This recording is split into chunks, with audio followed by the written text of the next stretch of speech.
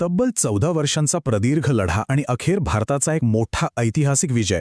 नेदरलँड्सच्या Leyden विद्यापीठातून 11व्या शतकातले अत्यंत मौल्यवान असे अनाईमंगलम ताम्रपट फायनली भारतात परत आले आहेत. या ताम्रपटांचं वजन ऐकून तर कोणीही थक्क होईल. तब्बल 30 किलोग्रॅम. डच ईस्ट इंडिया कंपनीच्या काळात लुटून नेलेल्या या विशाल तांब्याच्या पत्र्यांची भव्यता खरोखरच अफाट आहे.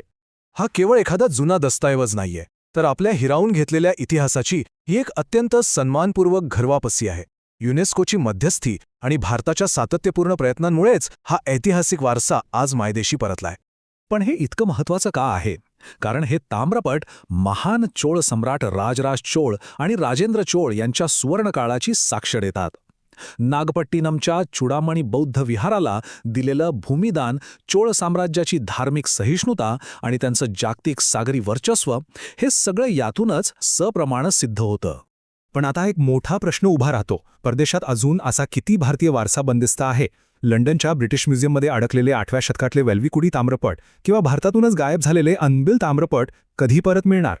अनाईमंगलम ताम्रपटांचा हा थक्क करणारा प्रवास आणि चोळ साम्राज्याचा अफाट ताकदीचा इतिहास मुळापासून समजून घ्यायचा असेल तर आत्ताच डिस्क्रिप्शन बॉक्समध्ये दिलेल्या लिंकवर क्लिक करा आणि हा संपूर्ण विश्लेषणाचा व्हिडिओ नक्की पहा.